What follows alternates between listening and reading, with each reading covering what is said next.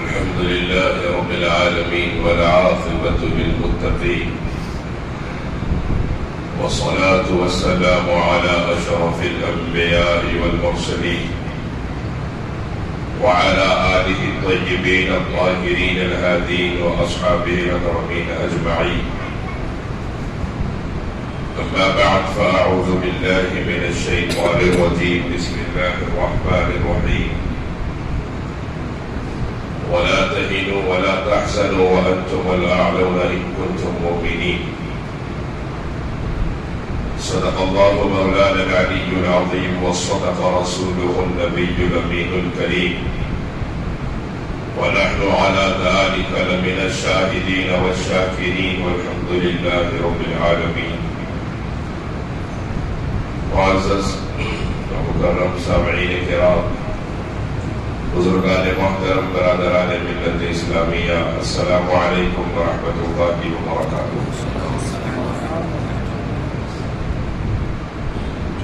حضرات، جو آیت مبارکہ ابھی میں نے آپ کے سامنے خطبے میں پڑھنے کا شرف حاصل کیا ہے، اس آیت مبارکہ میں اللہ تبارک و تعالی اہل ایمان سے ارشاد فرما رہا ہے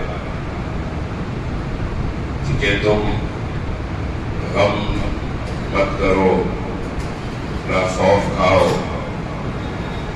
اگر تم مومن ہو تو تم ہی غالب ہو کر رہو۔ یہاں پہ بڑی اہم بات یہ ہے کہ اللہ مومنین سے ہی فرما رہا ہے کہ اگر تم مومن ہو تو غالب رہو۔ غیر مومن سے فرمائے تو بات اور ہے، ٹھیک ہے، آپ غیر مومن ہیں، کلمہ پڑھ لے مومن ہو جائے، آپ غالب ہو جائیں گے، نہیں، مومن سے فرما رہا ہے تم مومن ہی رہو گے تو غالب رہو گے۔ وجہ کیا ہے کہ ایک اور مقام پہ اللہ قرآن پاک میں فرماتا ہے یا ایھا الذین آمنوا آمنوا باللہ ورسولہ، کہ اے ایمان والو ایمان لاؤ۔ ایک اور مقام پہ اللہ قرآن میں فرماتا ہے اے ایمان والو ایمان لاؤ اللہ اور اس کے رسول پر۔ جو غیر مومن ہے اس سے کہا جائے ایمان لاؤ تو بات سمجھ میں آتی ہے، لیکن مومن سے کہا جا رہا ہے ایمان لاؤ، مطلب کیا ہے؟ اس طرح ایمان لاؤ جس طرح ایمان لانے کا حق ہے، اس طرح کلمہ پڑھو جس طرح کلمہ پڑھنے کا حق ہے۔ صرف نام مسلمان ہونا اس طرح ایمان لانے کا حق نہیں ہے، اعمال کا مسلمان ہونا اس طرح ایمان لانے کا حق ہے۔ زبان سے لا کہو لا الہ الا اللہ، دل و جان مسلمان نہیں تو کچھ بھی نہیں۔ دل اور جان کا مسلمان ہونا ضروری ہے، اعمال و افعال و کردار و اخلاق کا مسلمان ہونا ضروری ہے، زندگی کا اس سطح پر گزرنا ضروری ہے کہ دنیا دیکھ کے کہے کہ جب غلام ایسی شان والا ہے تو جس کا غلام ہے وہ آقا کیسی شان والا ہے۔ حضرات، آج جو حالات پوری دنیا میں اہل اسلام پر ہے، پوری دنیا میں ہم مغلوب ہیں۔ اللہ فرما رہا ہے وَأَنْتُمُ الْأَعْلَوْنَ، تم غالب رہو گے، تم بلند رہو گے، تم اوپر رہو گے ان کنتم مؤمنین، اگر مومن رہے۔ آج پوری دنیا میں ہم پہ دیگر اقوام غالب ہیں اور ہم مغلوب ہو چکے ہیں، اور بالخصوص ارض فلسطین کے جو بھیانک حالات اس وقت آنکھوں کے سامنے ہیں۔ اللہ اکبر، کیا کہا جائے ان حالات کے بارے میں؟ ہمارے بچے چلتے چلتے گر جائے، چھوٹے معصوم بچے چلتے چلتے گر جائے، تھوڑی سی ٹھوکر لگ جائے، خراش آ جائے، ماں باپ کے کلیجے بے چین ہو جاتے ہیں، پتہ نہیں بچے کو کہاں کس طرف کیسے مار رکھی ہے۔ اللہ ان ماں باپ کے حال پر رحم فرمائے جو لگاتار اپنی اولادوں کے جنازے ہاتھوں میں اٹھا رہے ہیں، اور اللہ ان اولادوں کے ہاتھ میں کرم فرمائے۔ 50-60 بچے اور نہ باپ زندہ ہے نہ ماں زندہ ہے، کوئی پرسان حال نہیں ہوتا، ایک کھلے میدان میں پڑے۔ ایسے مناظر ہماری آنکھوں کے سامنے ہیں، لیکن ان لوگوں کی جرأت ایمانی کو سلام ہے، ان کی غیرت و حمیت ایمانی کو سلام ہے۔ اس عالم میں بھی وہ ڈٹے ہوئے ہیں اور ان کی زبانوں پر ہے اللہ اکبر وللہ الحمد۔ یہ ایمان کا وہ بلند حصہ ہے جس کا ہم اندازہ نہیں لگا سکتے. تھوڑی سی تکلیف آ جاتی ہے ہم پریشان ہو جاتے ہیں. حالات بالکل بگڑ گئے، بجائے اس کے کہ سجدہ ریز ہوتے ہیں سود کے اڈوں پہ کھڑے نظر آتے ہیں، رہن سینٹر پہ جا کے سونا رکھا کے پیسے لیتے ہوئے نظر آتے ہیں، اور سب کچھ اجڑ گیا، نہ گھر باقی رہا نہ خاندان باقی رہا. اللہ کا بندہ کھڑا ہو کے کہہ رہا ہے تمام تعریفیں پروردگار عالم کے لیے. اللہ اکبر. اللہ اس کا حصہ ہمیں عطا فرمائے. بہت بلند حصہ ہے ذاتی بات. اب آپ غور فرمائیے کہ جب ہم نے اپنے آپ کو پہچانا ہے اللہ نے ہمیں غالب کیا ہے، اور جب ہم نے اپنے آپ کو نہیں پہچانا ہم مغلوب ہوئے. ہمارے مغلوب ہونے کا سبب ہتھیار کی کمی نہیں ہے، ہمارے مغلوب ہونے کا سبب افواج کی کمی نہیں ہے، ہمارے مغلوب ہونے کا سبب تعداد کی کمی نہیں ہے. ہم اگر مغلوب ہیں تو ایمان کی کمزوری کی وجہ سے. اور ہم جب بھی غالب ہوئے تعداد کی وجہ سے غالب نہیں ہوئے. ارے ہم تو تعداد پہ کبھی نظر کرنے والے ہی نہیں ہیں، اور نہ تعداد پہ نظر ہونی چاہیے. ہم تو وہ ہے جہاں 72 بھی ہزاروں میں بھاری پڑ جاتے ہیں. ہم تو ان کے ماننے والے ہیں جہاں 72 کھڑے ہو جائے تو ہزاروں کے قدم اکھڑ جاتے ہیں. ہم ان کے ماننے والوں میں ہے کہ 313 کھڑے ہوتے ہیں تو پھر لشکروں کی اوقات ان کو دکھا دیتے ہیں. لیکن آج حالات کچھ اور ہے. کہاں 72 کہاں 313، لاکھوں کروڑوں کی تعداد ہے، کروڑوں کی تعداد ہے. لیکن اعمال، افعال، کردار اس بھیانک تنزل کا شکار ہو چکے ہیں کہ کوئی مدد ہمارے لیے آسمان سے اترنے تیار نہیں. میدان بدر میں تاجدار کائنات احمد مختار صلی اللہ علیہ وسلم نے صحابہ کرام رضوان اللہ تعالی علیہم اجمعین سے فرمایا تھا، کیونکہ مدینے والے جو صحابہ تھے ان سے عہد ہوا تھا کہ اگر دشمن مدینے کے اندر آ کے حملہ کرے گا تو وہ ساتھ دیں گے، اور اگر دشمن مدینے کے باہر جنگ کرے گا تو مدینے والے ساتھ نہیں ہوں گے. اب یہ بدر چونکہ مدینے سے باہر ہے، سرکار کائنات صلی اللہ علیہ وسلم نے اپنے صحابہ کو جمع فرمایا، ارشاد فرمایا میرے صحابہ بتاؤ کیا کیا جائے. ایک طرف انصار کھڑے ہیں، ایک طرف مہاجرین کھڑے ہیں، درمیان میں تاجدار کائنات جمع فرما ہے. حضور نے ارشاد فرمایا صحابہ بتاؤ کیا کیا جائے. جنگ کی جائے کہ ہمارے پاس ہتھیار نہیں ہے، 313 میں 8 یا 7 کے پاس ہتھیار باقی نہتے ہیں، بس ہمارا اور کھانے پینے کی کیفیت کا یہ عالم ہے کہ کئی دن کے بھوکے پیاسے ہیں، اور وہاں 1000 کا لشکر جرار، کھانے پینے کا سامان بھی ہے، جنگ کا سامان بھی ہے، ہتھیار بھی ہے، اور وہ ہمارے سامنے مقابلے میں کھڑے ہیں. تم بتاؤ کیا کیا جائے. اب آپ دیکھیے بظاہر تو عزتوں کے سارے نقشے ان کے پاس تھے، کامیابی کے سارے نقشے بظاہر ان کے پاس تھے، اور یہاں باعتبار ظاہر کامیابی کا کوئی نقشہ نہیں تھا. جب سرکار نے ارشاد فرمایا تو صحابہ کرام نے عرض کیا یا رسول اللہ. حضرت مقداد ابن اسود رضی اللہ تعالیٰ عنہ کھڑے ہوئے، عرض کیا یا رسول اللہ آپ ہم سے پوچھ رہے، سرکار آپ ہم سے سوال کر رہے ہیں کہ جنگ کی جائے یا واپس ہو جائے، ہم آپ کے ساتھ جنگ کریں گے یا چھوڑ کے چلے جائیں گے. حضور آپ ہم سے پوچھ رہے، ہم موسیٰ کے ساتھی نہیں محمد رسول اللہ کے صحابی ہیں. سبحان اللہ، اللہ اکبر. حضور موسیٰ کے ساتھیوں نے کہا تھا اذهب انت وربك فقاتلا انا هاهنا قاعدون. آپ جانے آپ کا رب جانے. منو سلوہ اتارا گیا، کرم میں کرم کیا گیا. وہ قوم کہتی رہی انا لمدرکون، موسیٰ پکڑے گئے ہم تو. آپ دیکھو، کہیں کہنے لگی آپ دیکھو آپ کا رب دیکھے، ہمیں کیا مطلب ہے. یا رسول اللہ موسیٰ کے ساتھی نہیں ہے، ہم آپ کے صحابی ہیں. آپ حکم فرمائیے پہاڑوں کی چوٹیوں سے اپنے آپ کو گرا کے دکھائیے.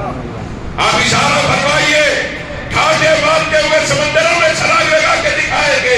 میرے سرکار یہ مکے والے دشمن جنگ کے لیے 1000 آئے ہیں، آپ حکم فرمائیے برق الغمام تک جا کر دکھا دیں گے جس کا راستہ مکے کے اندر سے ہو کے جاتا ہے. آپ حکم فرمائیے یہ صرف 1000 ہے، 10,000 ہو کے ہم عید سے عید بجا دیں گے. آپ اشارہ فرمائیے اور دیکھیے آپ کے غلام کیا کرتے ہیں. جب یہ منظر دیکھا ایمان کی اہمیت کا، وَأَنْتُمُ الْأَعْلَوْنَ إِن كُنتُم مُؤْمِنِينَ، اگر تمہارا ایمان مضبوط ہے تو تم ہی غالب رہو گے. یہ قرآن کہہ رہا ہے. اب قرآن ثابت کر رہا ہے اپنے کہے ہوئے. قرآن اپنی کہی ہوئی بات کی عملی تفسیر کر رہا ہے کہ اگر تم مومن رہے تو تم غالب رہو گے. اب جب سرکار نے یہ منظر دیکھا، ارشاد فرمایا تو پھر میرے صحابہ سنو خوشخبری تمہارے لیے. جب تم نے یہ کہہ دیا کہ سب کچھ قربان ہے اللہ اس کے رسول کے نام پر، تو پھر سنو ابو جہل یہاں بنے گا. کہاں بنے گا؟ محمد نے بتایا. عتبہ یہاں گرے گا، شیبہ کی لاش یہاں ڈلے گی. فتح تمہارے خطوں میں لا کے ڈالی جائے گی. کیونکہ جب تمہارے ایمان کی یہ کیفیت دیکھی، رب کریم نے جبرائیل کو بھیجا ہے. اللہ فرما رہا ہے بِخَمْسَةِ آلَافٍ مِّنَ الْمَلَائِكَةِ مُسَوِّمِينَ، میرے محبوب اپنے صحابہ کو خوشخبری دیجیے کہ یہ 313 ان کے مقابلے میں 1000 کا لشکر ہے. ان کو خوشخبری دیجیے ان کے ایمان کی مضبوطی کے سبب ان کا رب ان سے راضی ہے اور ان کی مدد کے لیے 5000 فرشتوں کو آسمان سے اتارا. سامنے لشکر 1000 کا تھا اور فرشتے 5000 اتارے گئے. بِخَمْسَةِ آلَافٍ مِّنَ الْمَلَائِكَةِ مُسَوِّمِينَ، ان فرشتوں میں مہر لگی ہوگی. وہ فرشتے بھی غلام محمد رسول اللہ ان کے نام پر 5000 فرشتے 313 کی مدد کے لیے اترے. ہمارے لیے آئے. آج حالات ہمارے لیے کبھی ہم نے دیکھے، کبھی ہم نے سنا فلاں جگہ ایسے ایسے حالات ہو رہے تھے مسلمانوں کے خلاف، اچانک کوئی لشکر آسمان سے آیا. کیوں نہیں آیا؟ أَنْتُمُ الْأَعْلَوْنَ إِن كُنتُم مُؤْمِنِينَ، تم اگر پکے مومن رہے تو غالب ہوگا. تمہارا ایمان جیسا چاہیے ویسا رہا تو پھر غالب ہوگا. اور تعداد میں کبھی نظر نہیں گئی ہماری. تعداد میں جب نظر گئی تب کیا ہوا یہ سنیے. آج ہم سمجھ رہے ہیں کہ کسی محلے میں ہماری تعداد زیادہ ہو گئی تو ہم مضبوط ہے. نہیں ہے. اور کسی محلے میں تعداد کم ہو گئی تو کمزور ہے. نہیں، جہاں ایمان کمزور ہے وہاں ہم کمزور ہیں، اور جہاں ایمان مضبوط ہے وہاں ہم کبھی بھی کمزور نہیں ہو سکتے. آپ دیکھیے غزوہ حنین کا موقع ہے. تاجدار کائنات احمد مختار صلی اللہ علیہ وسلم اس صحابہ کرام میں جو نئے انہی دنوں میں مسلمان ہوئے تھے، بعض صحابہ میں یہ گفتگو ہو رہی ہے کہ جب ہم 313 تھے اس وقت ہمارا یہ حال تھا کہ کوئی ہم سے جیت نہ پایا، کوئی ہمارے مقابلے میں نہ آ سکا. آج تو ہم 12,000 کی تعداد میں ہیں. کون ہم سے مقابلہ کرے گا؟ کون ہم سے لڑے گا؟ کون ہمیں ہرائے گا؟ بس تعداد پہ نظر گئی اور گفتگو ہوئی کہ تعداد کی وجہ سے کامیاب ہو گئے. اللہ تبارک و تعالیٰ نے قرآن پاک نازل فرمایا لَقَدْ نَصَرَكُمُ اللَّهُ فِي مَوَاطِنَ كَثِيرَةٍ وَيَوْمَ حُنَيْنٍ إِذْ أَعْجَبَتْكُمْ كَثْرَتُكُمْ فَلَمْ تُغْنِ عَنكُمْ شَيْئًا. اللہ قرآن میں فرما رہا ہے جب حنین کے دن، یاد کرو حنین کے دن جب تمہیں تمہاری تعداد کی کثرت نے دھوکے میں ڈال دیا تھا کہ ہماری تعداد زیادہ ہے، یعنی تمہاری نظر ہماری ذات سے ہٹ کے تمہاری تعداد میں آ گئی تھی. تم یہ سمجھے کہ تمہاری تعداد کی وجہ سے کامیاب ہوں گے، لیکن سنو تم اپنی تعداد کی وجہ سے کبھی کامیاب نہیں ہوں گے. جب کامیاب ہوں گے پروردگار کے کرم کی وجہ سے کامیاب، ہمارے کرم کی وجہ سے کامیاب ہوں گے. تمہاری نظر ہماری ذات سے ہٹ گئی تو سنو لَقَدْ نَصَرَكُمُ اللَّهُ فِي مَوَاطِنَ كَثِيرَةٍ وَيَوْمَ حُنَيْنٍ. تحقیق کے بہت سے مقامات پر اللہ نے تمہاری مدد فرمائی ہے. اور حنین کے دن جب تمہاری تعداد کی کثرت نے تمہیں دھوکے میں ڈال دیا فَلَمْ تُغْنِ عَنكُمْ شَيْئًا وَضَاقَتْ عَلَيْكُمُ الْأَرْضُ بِمَا رَحُبَتْ ثُمَّ وَلَّيْتُم مُدْبِرِينَ. اللہ قرآن میں فرماتا ہے کہ جب تمہاری تعداد نے تمہیں دھوکے میں ڈالا تو کون سی چیز تمہیں بے نیاز کر سکی؟ زمین کشادہ ہونے کے باوجود تمہارے اوپر تک ہو گئی. ثم ولیتم مدبرین، یہاں تک کہ تعداد پہ نظر اتنی تھی 12,000 ہونے کے باوجود، بڑی تعداد ہونے کے باوجود تم بھاگنے لگے پیٹ پھیر کے. ثم ولیتم مدبرین، اللہ فرماتا ہے پیٹ پھیر کے تم بھاگنے لگے. کیونکہ جب تمہاری نظر ہماری ذات سے ہٹتی ہے ہم اپنی مددوں کو روک لیا کرتے ہیں. تم اپنی تعداد پہ نظر رکھو، افواج پہ نظر رکھو، ہتھیار پہ نظر رکھو تو پھر ہماری مدد کا ضرورت ہے، جو کرنا ہو کرو، لیکن جب ہماری مدد چاہتے ہو تو لازم ہے کہ پھر نظر ہماری ذات پر رہے اور ہمارے سوا کسی اور کی طرف نہ جائے۔ ثم ولیتم مدبرین، لوگ حنین کے میدان سے بھاگ رہے تھے، لیکن جب ہم نے دیکھا کہ یہ خیال تو تم میں سے بعض کا ہے نا، لیکن تمہارے درمیان میرا محبوب موجود ہے، ثم انزل اللہ سکینتہ علی رسولہ وعلی المؤمنین وانزل جنودا لم تروها وعذب الذین کفروا وذلک جزاء الکافرین۔ اللہ قرآن پاک میں فرماتا ہے کہ پھر جب ہم نے دیکھا محبوب موجود ہے تو پھر محبوب پر رحمت خاصہ کو نازل فرمایا اور محبوب کے وسیلے میں مومنین پر رحمت خاصہ کو نازل فرمایا، اور ہم نے ایسا لشکر اتارا جس کو وہ دیکھ بھی نہ سکے اور ہم نے اس کے ذریعے کفار کو عذاب دیا، اور یہی ان لوگوں کا بدلہ ہے جنہوں نے کفر کیا ہے۔ حضرات، یہ جو عذاب کی اور بہت بڑی بڑی صورتیں ہیں جو ہمارے اوپر ظاہر نہیں ہے، جو ہمارے سامنے نہیں آ رہا، پچھلی خوفوں پہ آ گیا ہے، کس لیے آیا ہے اور ہمارے اوپر کس لیے نہیں آ رہا ہے؟ ہمارے اوپر کیا ہمارے سجدوں کی وجہ سے عذاب رکا ہوا ہے؟ جو گناہ قوم لوط نے کیا مسلمان آج کا کر رہا ہے، جو گناہ قوم نوح نے کیا وہ مسلمان آج کا کر رہا ہے، جو گناہ قوم عاد نے کیا وہ آج کا مسلمان کر رہا ہے، جو گناہ قوم سمود نے کیا وہ آج کا مسلمان کر رہا ہے، جو گناہ قوم صالح نے کیا وہ آج کا مسلمان کر رہا ہے، جو گناہ قوم سبا نے کیا وہ آج کا مسلمان کر رہا ہے۔ وہ ایک گناہ کرتے ان پہ عذاب آ جاتا تھا، لیکن آج کا مسلمان وہ سارے گناہ ملا کے کر رہا ہے، عذاب نہیں آ رہا، رمضان آ رہا ہے، عذاب نہیں آ رہا، شب قدر آ رہی ہے، عذاب نہیں آ رہا، شب برات آ رہی ہے، عذاب نہیں آ رہا، توبہ کرنے پر بخشش کے اعلانات ہو رہے ہیں۔ پوچھا جائے کہ ان پہ عذاب آتا تھا اور ہم ایک گناہ وہ کرتے تو عذاب آتا تھا، سارے گناہ کے باوجود ہمارے اوپر عذاب نہیں آ رہا، وجہ کیا ہے؟ کیا فیصلہ کرنے والا بدلا ہوا ہے؟ ہرگز نہیں، فیصلہ کرنے والا وہی ہے پروردگار عالم، جو کل بھی فیصلہ کرتا تھا آج بھی فیصلہ کرتا ہے۔ پھر عذاب ہم پہ رکا ہوا ہونے کا سبب کیا ہے؟ عذاب ہم پہ رکا ہے تو اس لیے رکا ہے کہ درمیان کا وسیلہ بدل گیا ہے، وہاں پر اللہ اور بندوں کے درمیان کبھی موسیٰ تو کبھی عیسیٰ ہوتے تھے، یہاں ہمارے اور اللہ کے درمیان محمد مصطفیٰ کی ذات ہے۔ عذاب ہمارے سجدوں کی وجہ سے نہیں رکا، مصطفیٰ کائنات کے خطبوں کی وجہ سے رکا۔ سبحان اللہ، رحمت اللہ۔ عذاب ہمارے گھروں کو دیکھ کے نہیں رکا، مصطفیٰ کا گنبد خضرا دیکھ کے عذاب رکا ہوا ہے۔ یہ کرم کس کی وجہ سے ہے؟ یہ سجدے ہمارے حیثیت رکھتے ہیں کہ اللہ کی بارگاہ میں پیش کیے جائے؟ یہ دنیا کے خیالات کے ساتھ پڑھی جانے والی نمازوں کی یہ حیثیت ہے کہ اللہ کی بارگاہ میں پیش کی جائے؟ اللہ کے سامنے کھڑے ہو کر غیر کے خیال کے ساتھ مکمل کر ہونے والی نمازوں کی یہ حیثیت ہے کہ اس کی بارگاہ میں پیش کیے جائے؟ یاد رکھیے، ہمارے اعمال کی وجہ سے یہ کرم نہیں ہے، یہ جتنا کرم ہے فقط آمنہ کے لال کی خیرات، فقط آمنہ کے لال کے آستانے کا صدقہ ہے، اتارا ہے جو پروردگار عطا فرمایا۔ آپ غور فرمائیے کہ باوجود تعداد کی کثرت کے صحابہ کے مجمع سے یہ مخاطب ہو کے اللہ فرما رہا ہے کہ تمہاری نظر ہماری ذات سے ہٹ جائے تو پھر ہم اپنی مدد روک لیتے ہیں۔ سرکار کی موجودگی میں صحابہ کے طبقے کو اتنی بڑی بات کہی جا رہی ہے، اگر نظر تعداد پہ آ جائے تو پھر ہماری حیثیت ہی کیا ہے؟ ہماری نظر کہاں ہے؟ کس کے اوپر ہے؟ غور کرنے کی ضرورت ہے اور اسے درست کرنے کی ضرورت ہے، صرف غور کر کے چھوڑ دینے کی بات نہیں ہے۔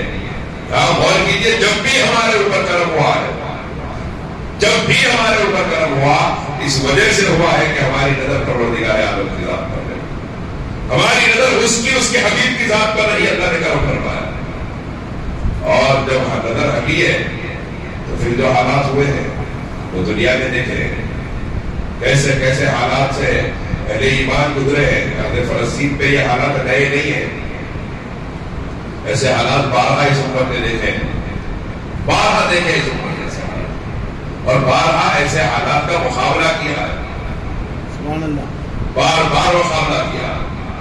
ایسا نہیں ہے کہ آج یہ حالات آ گئے، پہلے کبھی نہیں آئے ہیں، لیکن اللہ تبارک و تعالیٰ نے اپنے محبوب کی امت میں نور الدین سنگی اور صلاح الدین ایوبی جیسے شیروں کو پیدا فرمایا، اور یہودیت اور نصرانیت اور ان کی اوقات دکھائی ہے، کہ جب میرے محبوب کے غلام حقیقت کے اعتبار سے مومن ہو جائے تو وہی غالب رہیں گے، کوئی ان پہ غالب نہیں آ سکتا۔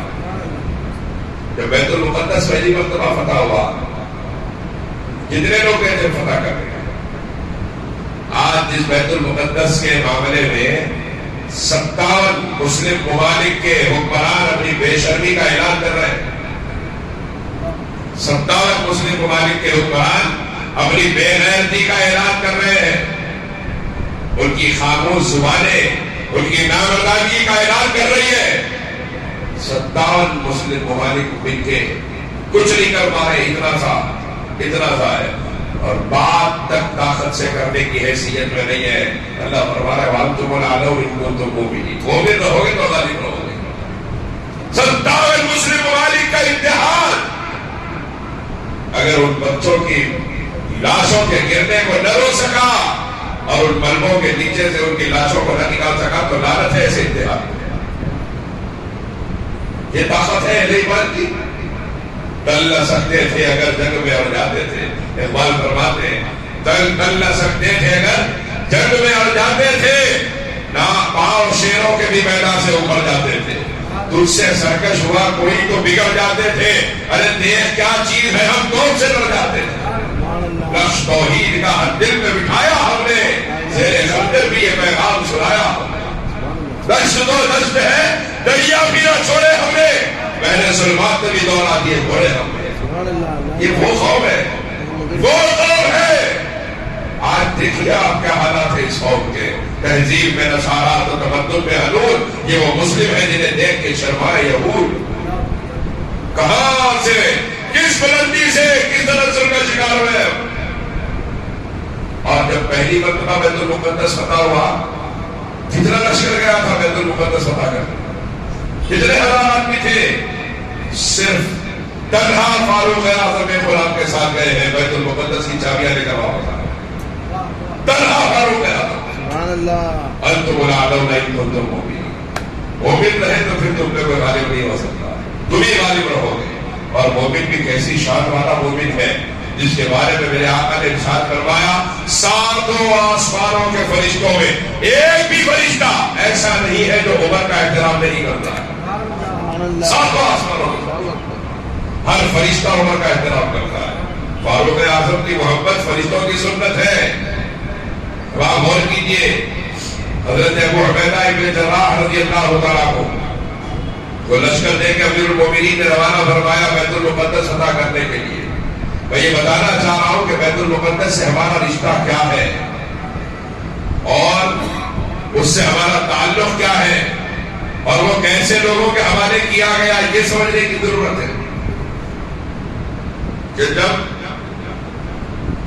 حضرت ابو عبیدہ پہنچے، وہاں کے جو ذمہ دار تھے، جو عیسائی اس وقت جو حکمران تھے، ان لوگوں نے کہا دیکھو ہم دیکھ رہے ہیں کہ تم جہاں ختم رکھ دیتے ہو، کوئی آسمانی مدد تمہارے ساتھ ہو جاتی ہے، کوئی تمہیں ہرا نہیں سکتا، لیکن ہم تم سے جنگ کرنا نہیں چاہتے۔ دنیا نے دیکھا ہے کہ آسمانی مدد ہمیشہ ان کے ساتھ رہی، کب رہی؟ انتم الأعلون إن كنتم مؤمنين، مومن رہے تو پھر وہ مددیں ہوتی ہے، نہ رہے تو پھر دیکھیے حالات۔ اب آپ غور کیجیے، سرکار فاروق اعظم امیر المومنین رضی اللہ تعالیٰ عنہ کا زمانہ خلافت، حضرت ابو عبیدہ ابن جراح رضی اللہ تعالیٰ عنہ پہنچے ہیں بیت المقدس فتح کرنے کے لیے۔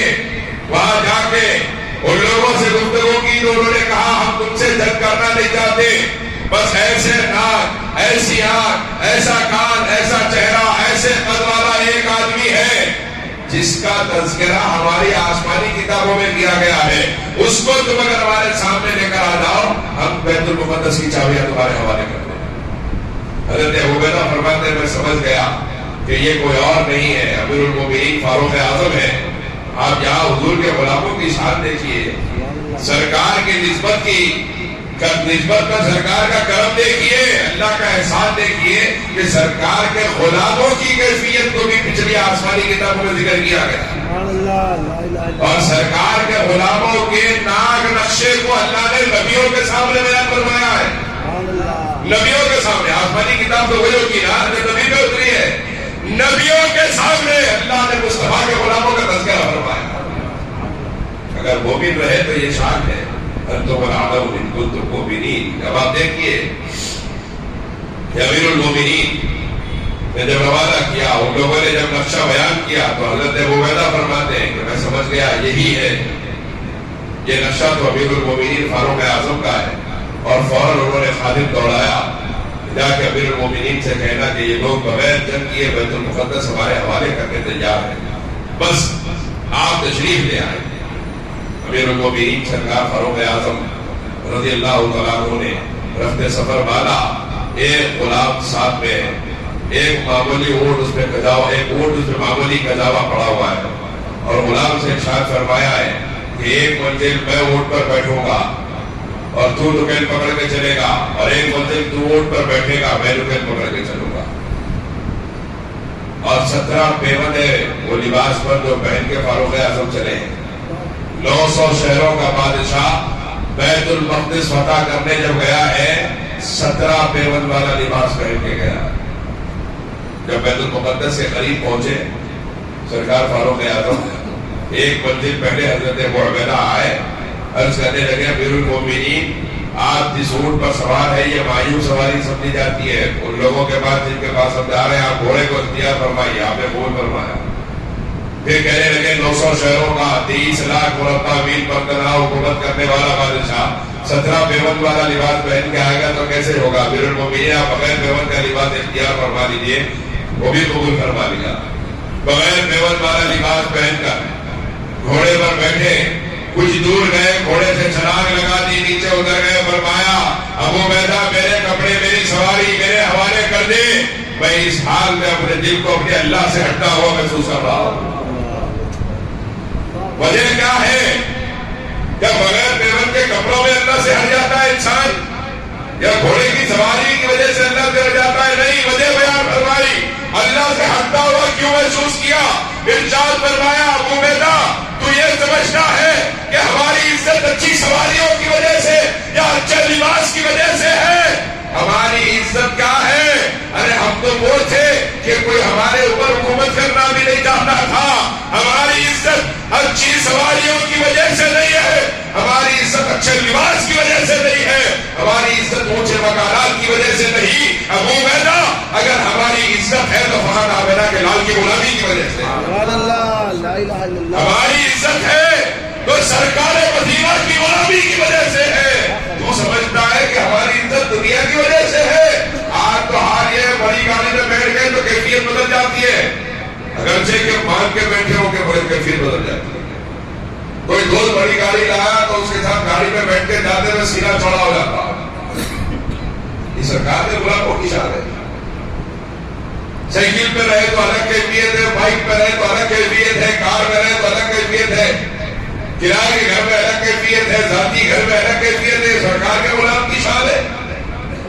اپنا گھر خوبصورت ہو گیا، محلے میں اچھا ہو گیا، بڑا ہو گیا تو الگ کیفیت ہے. یہ سرکار کے غلام کی شان ہے. نہ گھر گاڑی باقی رہنے والے ہیں، نہ ہم ان کے لیے باقی رہنے والے ہیں. باقی رہنے والی چیز سرکار مدینہ کی غلامی ہے.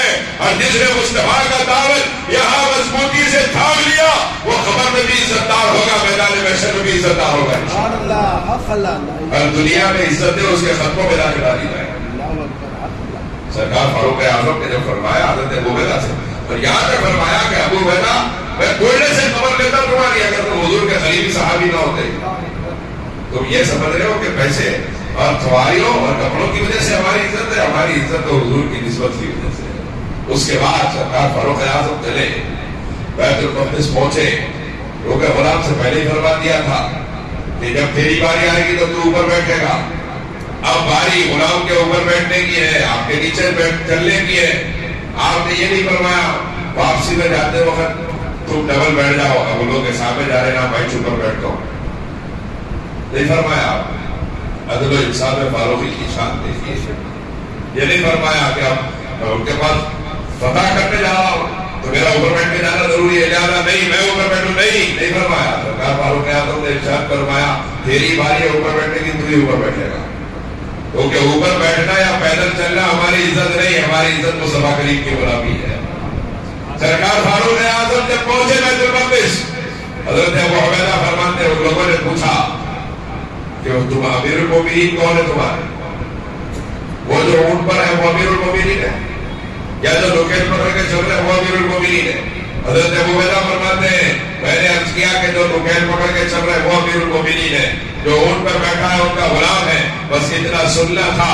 ان لوگوں نے کہا لاؤ بیت المقدس کی چابیاں، اسی کے حوالے ہمیں کرنی ہے کہ ہماری آسمانی کتابوں میں جہاں اس کا ناک نقشہ لکھا تھا وہیں پر یہ بھی لکھا ہوا تھا کہ جب یہ بیت المقدس فتح کرنے آئے گا تو اس حال میں آئے گا کہ یہ اونٹ کی نکیل پر رہ کے چل رہا ہوگا اور اس کا غلام اونٹ کی مجھ پہ سوار ہوگا۔ آپ غور فرمائیے، انتم الاعلون ان کنتم مومنین، مومن رہے تو پھر غالب رہو گے، دو رہے تب بھی غالب ہے، 2000 رہے تب بھی غالب ہے، تنہا ہے تب بھی غالب ہے اگر مومن ہے، اور اگر ایمان کمزور ہے تو پھر لاکھوں ہو کے بھی ہماری طرح سمندر کی جھاگ بنے ہوئے ہیں۔ ایک لہر آئی چلی گئی، دو سامان تھا سب لے کر۔ یہ ہمارے حال ہے، ہمارے حال سمندروں کی جھاگ کی طرح ہے، لاکھوں کروڑوں ہو کے بھی ہم بے حیثیت ہے، بے قیمت ہے۔ نہ ہمارے خون کی اہمیت بچی دنیا میں، نہ ہماری عزت کی اہمیت بچی دنیا میں، نہ ہمارے گھروں کی اہمیت بچی دنیا میں، کچھ نہیں بات ملا ہمارا۔ وجہ کیا ہے؟ اگر مومن کامل ہے تو دو ہو کے بھی غالب ہے، اور اگر ہمارے جیسے کمزور لوگ ہیں تو پھر سب ہو کے بھی بے حیثیت ہے، بے قیمت ہے، بے اوقات ہے۔ اس طرح کی ہماری زندگیاں گزر رہی ہیں۔ خدا کے لیے سمجھیے، ہماری زندگیوں میں اس وقت جو عالم میں جو ہمارے اوپر حالات آ رہے ہیں، یہ حالات افواج اور ہتھیار اور تعداد کی کمی کی وجہ سے نہیں ہے، ہمارے ایمان کی کمزوری کا نتیجہ ہے۔ اور اگر ایمان مضبوط ہوتا تو غالب ہم ہوتے، کیونکہ قرآن کہہ رہا ہے، اور قرآن نے جو کہہ دیا وہ ہو کر رہے گا، کوئی بدل نہیں سکتا اس کو۔ تو امیر المومنین سرکار فاروق اعظم رضی اللہ تعالیٰ عنہ نے فتح فرما لیا۔ آپ غور فرمائیے کتنی آسانی سے بیت المقدس ہاتھ میں آیا، اور آج کیا حالت ہے۔ تو صلاح الدین ایوبی رحمۃ اللہ علیہ نے فتح فرمایا، بہت جنگیں ہوئی، بڑی بڑی جنگیں ہوئی، لیکن کھڑا رہا مصطفیٰ کریم کا غلام، اور ڈٹ کے کھڑا رہا۔ اور پھر غلام بھی ایسا غلام، آپ غور فرمائیے صلاح الدین ایوبی کون ہے؟ جس کا تربیت یافتہ ہے۔ نور الدین زنگی نے صلاح الدین ایوبی پر تیار کیا تھا۔ نور الدین زنگی استاد ہے صلاح الدین ایوبی کے، اور یہ دونوں کون ہیں؟ دنیا یہ سمجھتی ہے کہ نور الدین زنگی صلاح الدین ایوبی بچپن سے ہی ہتھیار لے کے بادشاہوں کے گھروں میں پیدا ہوئے، ہتھیار چلانا سیکھتے رہے، پھر بڑے ہو کے ہتھیار چلا یہاں تک کہ بیت المقدس کو فتح فرمایا۔ نہیں، نور الدین زنگی بھی غوث اعظم کے مرید ہے، صلاح الدین ایوبی بھی غوث اعظم کے مرید ہے۔ آپ غور فرمائیے، خیال غیر کی آمد کے سارے راستے روکے، تیری نسبت میں وہ پہلے بٹھائے شاہ جیلانی۔ یہ غوث اعظم کی نسبت ہے جس نے صلاح الدین ایوبی کو فاتح بیت المقدس بنایا ہے۔ یہ غوث اعظم کی نسبت ہے جس نے نور الدین زنگی کو یہ مقام و شان عطا کیا ہے کہ پورے عالم عرب سے باہر نکل کر جو اسلام کی حکومت پھیلی وہ نور الدین زنگی کا کارنامہ ہے۔ صلاح الدین ایوبی کے کارنامے کس کی وجہ سے ہے؟ غوث اعظم کی غلامی کا صدقہ۔ سرکار کائنات صلی اللہ علیہ وسلم نے اس امت میں ایسی نفوس قدسیہ اپنے بات چھوڑے ہیں کہ اگر ان کا دامن مضبوطی سے تھام لیا جائے تو اے اہل دل، اب تم ہی کہو کہ کون سی بندش نرم کرو۔ ایک ہاتھ میں ان کا دامن ہے، ایک ہاتھ میں دونوں عالم ہے۔ یہ کیفیت ہوتی ہے غلاموں کی۔ غوث پاک کے مرید ہیں، غوث پاک کے مرید ہے صلاح الدین ایوبی، جس نے بیت المقدس کو فتح کیا۔ یہ جرأت کہاں سے آئی ہے؟ یہ ہمت کہاں سے آئی ہے؟ انتم الاعلون ان کنتم مومنین۔ غوث پاک کی چوکھٹ میں جب مومن کامل بنا دیا تو پھر کھڑے ہوئے اور دنیا کو بتایا کہ ان کی غلامی کا ناز ہم یوں ہی نہیں کرتے، جو ان کا غلام ہو جاتا ہے وہ کائنات کا تاجدار بنا دیا جاتا ہے۔ تیری نسبت سے ہر خادم تیرا مخدوم عالم ہے، جو دیوانہ ہے تیرا اس کی سب دنیا ہے دیوانی۔ اللہ تبارک و تعالیٰ نے بتایا ہے کیسے ان محبوبوں کے عاشقوں اور چاہنے والوں اور ان کے مریدوں کے ذریعے، ان کے تربیت یافتہ لوگوں کے ذریعے اللہ تبارک و تعالیٰ نے کائنات میں انقلاب پیدا کیا ہے۔ کیسے حالات سے گزری ہے یہ امت اور کیسے کیسے مقامات پہ اس امت نے اپنے جھنڈے گاڑے ہیں. ملک بنائے فتح کرنے چلے حضرت معاذ بن جبل رضی اللہ تعالیٰ عنہ, حضرت سعد بن ابی وقاص رضی اللہ تعالیٰ عنہ اور دیگر جلیل القدر اجلہ صحابہ کرام موجود ہے. اور مدین والوں نے کیا کیا, مدائن والوں نے دیکھ لیا کہ یہ وہ قوم ہے جہاں جاتی ہے دنیا ان کے خطوں میں آ جاتی ہے, لہذا کیا کیا جائے, جو سمندری راستہ ہی وہاں پہنچنے کا تھا اس راستے کو بند کر دیا جائے. کیسے بند کرے, سارے پل گرا دیے جائے. وہ لوگوں نے سارے پل گرا دیے کہ یہ آ جائیں گے تو پھر حکومت ان کی ہوگی. جب پل کو گرا دیا گیا اور جب درمیان میں آ کے کھڑے پانی کے پاس سامنے ہاتھیں مارتا ہوا بڑی نہر ہے پانی کی اور پار کر کے اس کو اس طرف جانا ہے, اب کھڑے سوچ رہے ہیں. حضرت معاذ بن جبل رضی اللہ تعالیٰ عنہ موجود ہے, حضرت سعد بن ابی وقاص موجود ہے. معاذ بن جبل نے پوچھا کہ اے سعد, کیا ہم دین حق پر نہیں ہیں؟ بعض جگہ دیگر صحابہ کے نام بھی ہے اس میں. پوچھا ہم دین حق پر نہیں ہیں؟ جواب دیا بالکل ہے. کیوں نہیں ہے؟ تو پھر اس کے بعد میں کہا کہ کیا رسول اللہ صلی اللہ علیہ وسلم نبی برحق نہیں ہے؟ کہا بالکل ہے. کیا اللہ خدائے برحق نہیں ہے؟ بالکل ہے. کیا وہ ہماری مدد نہیں کرے گا؟ بالکل کرے گا. تو پھر خوف کس بات کا ہے؟ کیا اللہ اس بات پر قادر نہیں ہے کہ جس طرح گھوڑے زمین پر دوڑتے ہیں پانی پر بھی دوڑائے جائیں؟ تو حضرت سعد بن ابی وقاص رضی اللہ تعالیٰ عنہ پلٹے اور 10,000 کا لشکر ہے صحابہ کا. کتنا ہے؟ 10,000 کا لشکر ہے. سعد بن ابی وقاص پلٹے اس لشکر کی طرف اور پھر اس طرف پلٹے. ارشاد فرمایا اللہ تیرا شکر ہے کہ پورے 10,000 میں ایک بھی ایسا نہیں ہے جو گناہ کبیرہ کرنے والا ہے. ہمارے پاس سے سمجھا جاتا ہے چوری زنا ہی گناہ کبیرہ ہے, جھوٹ بھی گناہ کبیرہ ہے, حرام کمائی بھی گناہ کبیرہ ہے, کسی پہ تہمت لگانا بھی گناہ کبیرہ ہے. جو ہمارے روز کے مشغولیت ہے ہماری ہے, یہ ہمارے روز کے مشامل ہے. آپ غور کیجیے, یہاں 2 باتیں سمجھ میں آتی ہیں. 10,000 کے مجمع میں ایک بھی ایسا نہیں جو جھوٹ بولنے والا ہے. 10 میں نکال سکتے ہم. آج انتم العلون ان کنتم مؤمنین اس لیے کہا وہ ایسے مومنین کاملین تھے کہ 10,000 کے مجمع میں کوئی ایک بھی بے نمازی نہیں تھا. 10,000 کے مجمع میں کوئی ایک بد اخلاق کسی پہ تہمت لگانے والا نہیں تھا. 10,000 کے مجمع میں کوئی ایک بھی حرام کمانے والا نہیں تھا. 10,000 کے مجمع میں کوئی ایک بھی سودی لین دین میں ملوث نہیں تھا. 10,000 کے مجمع میں کوئی اپنے پڑوسی کو ستانے والا نہیں تھا. 10,000 کے مجمع میں کوئی اپنے رشتہ دار سے رشتہ توڑنے والا نہیں تھا. ایک پاکیزہ ترین طبقہ. میں نے سوچا تو حیران ہو گیا کہ کتنا پاکیزہ طبقہ ہے, کیا مجمع ہوگا, کیا طبقہ ہوگا کہ 10,000 کے مجمع میں ایک بھی گناہ کبیرہ کا مرتکب نہیں. اور حضرت سعد بن ابی وقاص کی نظروں پہ قربان جائیے, وہ کیسی نظر ہوگی کہ بس ایک نظر ڈالی اور پلٹ کے فرمایا 10,000 میں کوئی بھی گناہ کبیرہ کا مرتکب نہیں ہے. دنیا کہتی ہے اولیاء کے زمانے میں ہی کرامات کیوں, صحابہ کے زمانے میں کیا کرامتیں نہیں تھی؟ سنیے, یہ صحابی رسول کی کرامت ہے کہ ایک نظر میں 10,000 کے مجمع کی ساری زندگیوں کو دیکھ بھی لیا, دنیا کو بتا بھی دیا. یہ ہے صحابہ کی نگاہ ہے. دنیا سمجھتی ہے حضور کے صحابہ کے زمانے میں کرامات نہیں ہوتی تھی, اولیاء کے زمانے میں کیوں ہوتی ہے؟ اس سے مجھے کرامت کیا چاہیے کہ ایک نظر نے 10,000 کے لشکر کی پوری زندگی کو کھگال کے رکھ دیا, دنیا کے سامنے پیش بھی کر دیا ہے. حضرت سعد بن ابی وقاص نے جب یہ دیکھا کہ 10,000 کے مجمع میں کوئی گناہ کبیرہ کا مرتکب نہیں ہے, تب آپ نے ارشاد فرمایا اب مدد اترے گی ہمارے ساتھ. انتم العلون ان کنتم مؤمنین. اب ہم غالب رہیں گے, اب ہوں گے ہم غالب. مدد اب اترے گی. کیوں کہ ہم اب ویسے ہیں جیسا ہمارا پروردگار ہمیں چاہتا ہے. اب ہم ویسے مومن ہیں جیسا مومن دیکھنا ہمیں آمنہ کے لال چاہتے ہیں.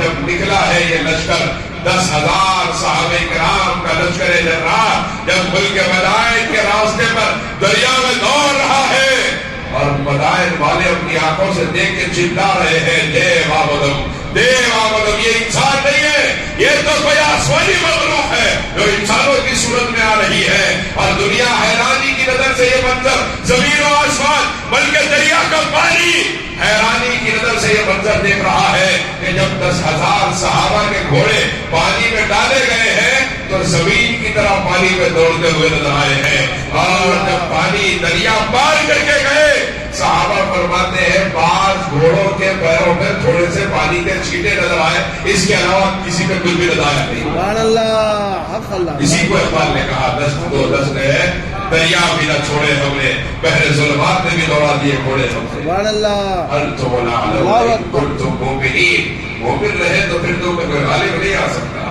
بلکہ مدائن کو فتح فرمایا علاقہ در علاقہ۔ اس کرامت کو دیکھ کر صحابہ کی اسلام میں داخل ہوا۔ ایک ولی کی کرامت، دو ولی کی کرامت، الگ الگ کرامتیں نہیں، یہ پورے 10,000 صحابہ کی ایک ساتھ ظاہر ہونے والی کرامت ہے۔ پورے 10,000 صحابہ کے گھوڑے دوڑے اور دنیا کو بتایا ہے کہ اگر تم مومن رہے اللہ کی مدد بہر صورت تمہارے ساتھ اترے گی۔ اللہ کی مدد کے اترنے کے لیے مومن ہونا ضروری ہے اور کامل مومن ہونا ضروری ہے۔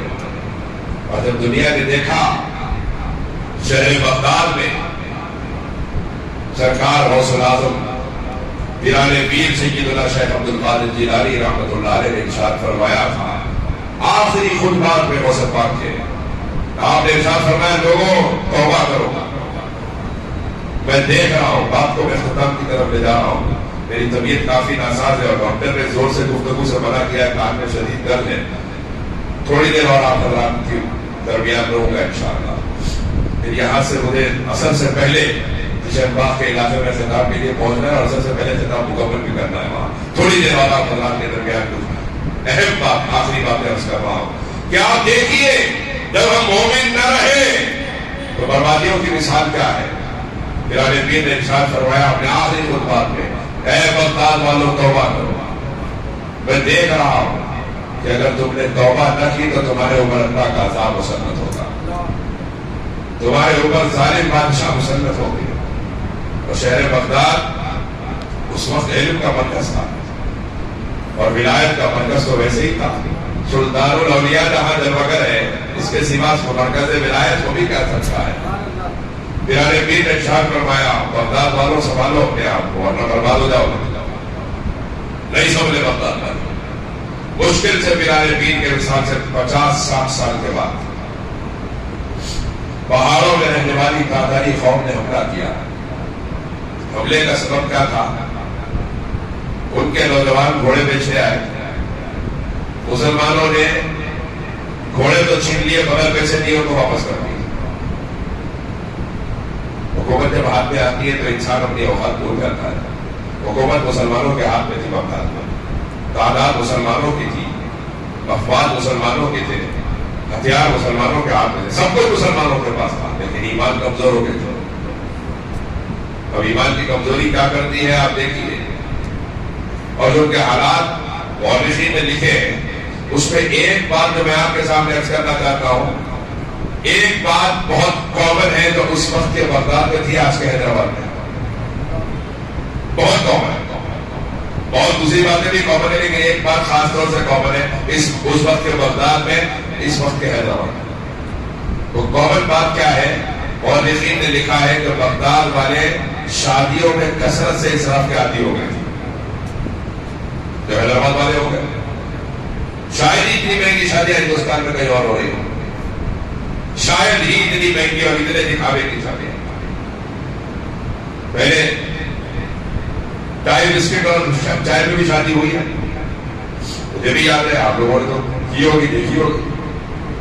حلیم کا دور بھی بعد میں آیا، پہلے کری پف بغیر ترکاری بغیر انڈے کا کری پف اور چائے کی ایک پیاری شادی ہو جاتی، ایسی بھی شادیاں ہو گئی، جلدی جلدی سب آتے تھے شادی کھاتے، کچھ چائے پی لیے، کری پف کھا لیے، کوئی ایک کھائے کوئی دو کھائے، نکل کے چلے گئے جلدی جلدی گھروں کو 11 بجے، کئی 12 بجے، کیوں چلے گئے؟ گھر میں جا کے پھر کھانا کھانا رہتا تھا۔ یہی ہوتا تھا.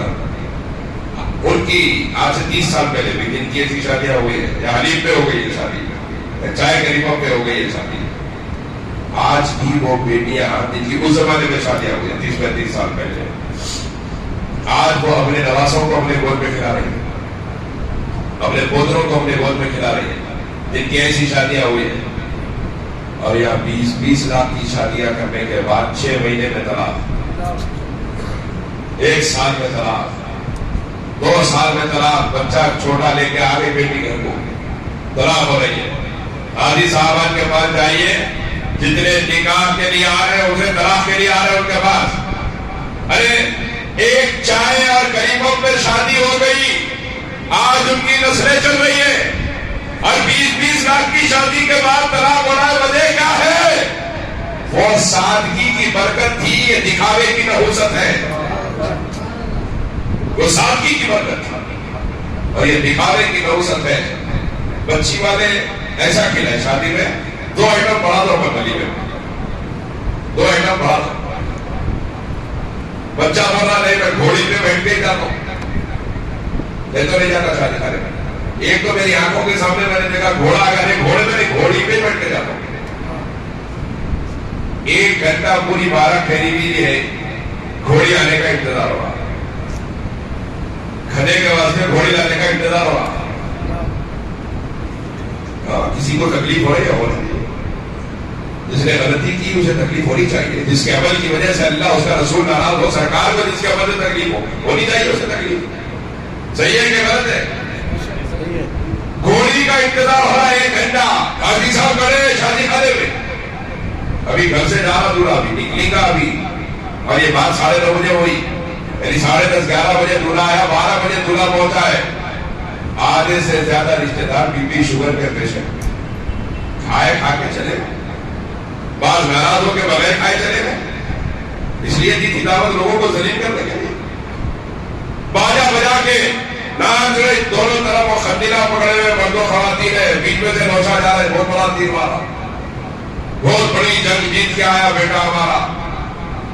باجا چاروں طرف بجا, خندیلا پکڑ کے لے کے جا رہے, پورے لیٹا لگے ہوئے, ہمارا بچہ بہت بڑی جنگ جیت کے آیا.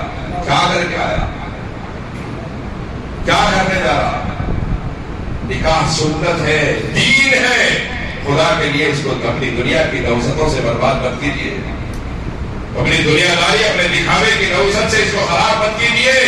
صوفیہ فرماتے ہیں جب نکاح میں کوئی ایسا عمل ہو جو خلاف شرع ہو, جس کی وجہ سے اللہ ناراض ہو جائے, تو اللہ عذاب یہ فرماتا ہے کہ 7 نسلوں تک نافرمان اولاد پیدا ہوتی ہے. اولاد کی نافرمانی پہ رونے والوں, پہلے رو اس بات پہ میں شادی کے دن یہ حرکتہ کہیں تو کرا, یہ سب میں جو کرا نا شادی کے دن یہ اس کا بدلہ ہے. اس قدر کثرت اسراف کی, اتنے مہنگے شادی کر رہے, 5-6 لاکھ کا شادی خانہ لے رہے ہیں, کس کو دکھانے لے رہے ہیں. اب تو ایک نیا نکل گیا, بولے معیاری شادی کر دیجیے بس, جوڑے کی رقم رکھو, دہیج کہا دے رہے ہیں, مجھے معیاری شادی کرو. معیاری شادی کے نام پہ بچی کے باپ کی کمر توڑی جا رہی ہے یار, بچی کے باپ کی کمر توڑی جا رہی. کہاں سے لائے یہ معیاری شادی؟ معیاری شادی نہیں بول رہے آپ, دکھاوے کی شادی بول رہے ہیں. دکھاوے کا پورا پیکج ہے وہ شادی کے اندر, کھانا ایسا ہونا, شادی کھانا ایسا ہونا. کیوں؟ فلاں رشتے دار کے پاس گئے تھے تو ان کے پاس ایسی ہوئی تھی شادی, فلاں کے پاس ایسی تھی, آپ بھی ایسی کرنا. اور دوسرا کچھ بھی نہیں بول رہے بھائی معیاری شادی کرو, بولے آپ کے باپ کی جاگیر ہے, آپ ان کو بولنے کے واسطے یہ کرو یہ مت کرو بول سکتے ہیں آپ. اللہ رسول نے آپ کو اجازت دی ہے, شریعت نے آپ کو اجازت دی ہے, نہیں ہوگا. ہم بولے کہ بیٹے والے بچے والے حماقت اپنے آپ پیدا ہو جاتی ہے ہمارے اندر. اور ابتدا کہاں سے ہوتی؟ بچی پسند آ گئی, بچے کے بہنوں میں سے کوئی بھی ایک بول دیتے کیا ہے ہمارے ابا تو جتنے شادیاں کرے 100 روپے کھانا دیے, مطلب آپ کو کھانا دینا ہے. وہاں سے شروع ہوتے آپ, اس کے بعد میں کہاں تک پہنچا رہے. ہمارے شہر کا واقعہ ہے میرے بھائی, میں بڑی تکلیف سے کہہ رہا ہوں, ہمارے شہر کا واقعہ ہے. اتنا قرض اور سود کا بوجھ ہو گیا کہ بیٹی کی شادی کے 1 ہفتے کے بعد باپ پھانسی لے کے خودکشی کر لیا. کون ذمہ دار ہے اس کا؟ بائیکاٹ کرنا چاہیے. ان جوڑے کی رقم کے بھکاریوں کا, ان کی شادیوں کا بائیکاٹ ہونا چاہیے, جن کی وجہ سے آج امت کی لاکھوں بچیاں گھروں میں بغیر نکاح کے بیٹھی ہوئی ہیں. یہ اسرائیل جو آج حیدرآباد کر رہا ہے اس زمانے میں بغداد کرتا تھا. اس زمانے میں عذاب آیا, تاتاریوں کے جب گھوڑے چھین کے بھیج دیے ان کو, اوپر چڑھا ان کا سردار اور کہنے لگا آسمان کی طرف سر اٹھا کے اپنے خداؤں کو نہیں پکارا, بولا اے مسلمانوں کے خدا. آپ جملے پہ غور کیجیے, اس نے کہا اے مسلمانوں کے خدا, اگر تو واقعی میں خدا ہے تو ان کے ظلم کے خلاف ہماری مدد فرما. بس رب کریم نے وہ طاقت دی کہ مٹھی بھر تاریخ ہو, جب ٹوٹ پڑی ہے شہر بغداد میں لاکھوں مسلمانوں کا قتل ہے. ایک ایک تاتاری عورت 100 مسلمانوں کو قتل کر رہی تھی. عورت مردوں کو کیسے قتل کر رہی تھی؟ حضور نے ارشاد فرمایا بے دینی میری امت کو بزدل بنا دے گا. یہ پوری 57 ممالک کے مسلم حکمرانوں کی بزدلی ہے نا, یہ ان کی بے دینی کا اعلان کر رہی ہے, جس کو 1400 برس پہلے آمنہ کے لال نے بیان فرما دیا تھا.